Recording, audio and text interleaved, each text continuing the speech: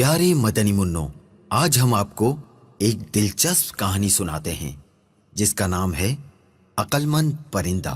ایک دفعہ کا ذکر ہے کہ کسی گاؤں میں ایک شکاری رہتا تھا اور وہ روز شکار کر کے اپنے اور اپنے بچوں کا پیٹ پالتا۔ ایک مرتبہ ایسا ہوا کہ شکاری جب شکار کرنے جنگل کی طرف گیا تو اسے آسمان میں ایک بہت ہی خوبصورت اور نایاب چڑیا اڑتی نظر آئی۔ چڑیا کو دیکھتے ہی شکاری کے منہ میں پانی آ گیا اور وہ سوچنے لگا کہ اگر کسی طرح یہ نایاب چڑیا میرے ہاتھ لگ جائے تو اس کو بازار میں مہنگے داموں بیچ کر خوب پیسے کماؤں گا۔ یہ سوچتے ہی شکاری نے بڑی چالاکی اور ہوشیاری سے شکار کے لیے جب اپنا جال بچھایا تو اس میں وہ خوبصورت چڑیا پھنس گئی۔ چڑیا کو جال میں دیکھ کر شکاری اپنی اس کامیابی پر بہت خوش ہوا اور دل ہی دل میں اس چڑیا کو فروخت کرنے کے منصوبے بنانے لگا۔ چڑیا جال سے باہر نکلنے کے لیے خوب پھڑپھڑانے لگی، لیکن جب چڑیا کی ساری کوششیں ناکام ہو گئیں اور اسے جال سے آزاد ہونے کی کوئی صورت نظر نہ آئی تو اس نے مایوس ہونے کے بجائے بڑے اطمینان سے شکاری کی طرف دیکھا اور کہنے لگی، اے عقل مند اور بھلے انسان، ذرا میری بات تو سنو۔ مجھ چھوٹی اور ننھی سی چڑیا کو پکڑ کر آپ کو کوئی فائدہ نہیں ہونے والا، کیونکہ اگر تم مجھے ذبح بھی کرتے ہو تو میرے تھوڑے سے گوشت اور گنتی کے چند نرم و نازک ہڈیوں سے تمہارا کیا بنے گا؟ اور اگر تم مجھے بازار میں فروخت بھی کرتے ہو تو تمہیں کتنا مال ملے گا؟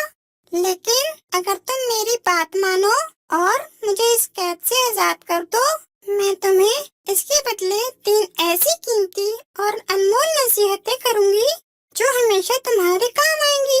ان میں سے پہلی نصیحت تو میں تمہارے ہاتھ پر بیٹھ کر کروں گی، اور وہ نصیحت ایسی ہوگی جسے سن کر تمہارا خون خوشی سے اور بڑھ جائے گا۔ اور دوسری نصیحت دیوار پر بیٹھ کے کروں گی جو بہت ہی اعلیٰ اور کارآمد ہوگی۔ اس کے بعد تیسری اور آخری نصیحت درخت کی شاخ پر بیٹھ کر کروں گی۔ اس لیے اب تمہاری عقل مندی کا یہی تقاضا ہے کہ تم مجھے آزاد کر دو اور میری ان تینوں نصیحتوں پر عمل کر کے دنیا میں بڑا نام کماؤ۔ شکاری نے چڑیا کی یہ پیشکش سن کر تھوڑی دیر سوچنے اور غور کرنے کے بعد اس کی بات مانتے ہوئے جال کی رسی کھول دی۔ رسی کھلتے ہی چڑیا اڑ کر شکاری کے ہاتھ پر آ بیٹھی۔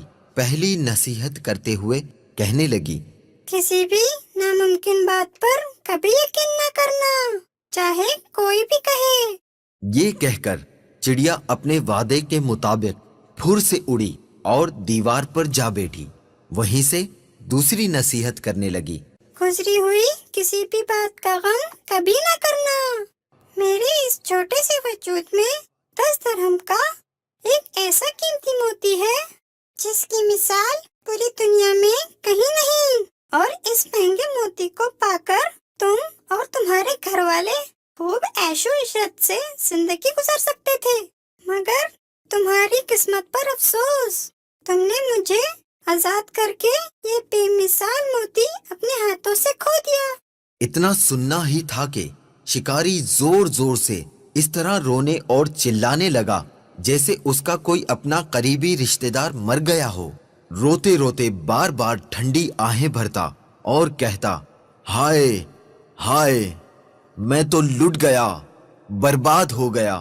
ارے مجھ بے وقوف نے یہ کیا کر دیا، ہاتھ آئے خزانے کو کھو دیا، ایسی نادر چڑیا کو کیوں آزاد کر دیا؟ شکاری جب خوب رو دھو چکا تب چڑیا نے اسے مخاطب کرتے ہوئے کہا، ارے بے وقوف اور احمق شکاری، میں نے پہلے ہی تمہیں نصیحتیں کرتی تھی کہ گزری ہوئی بات کا غم نہ کرنا۔ جب یہ بات ہو ہی گئی تھی تو افسوس سے ہاتھ ملنا کس کام کا؟ اور ہاں، یہ نادان شکاری، تم نے میری پہلی نصیحت بھی تو غور سے نہیں سنی۔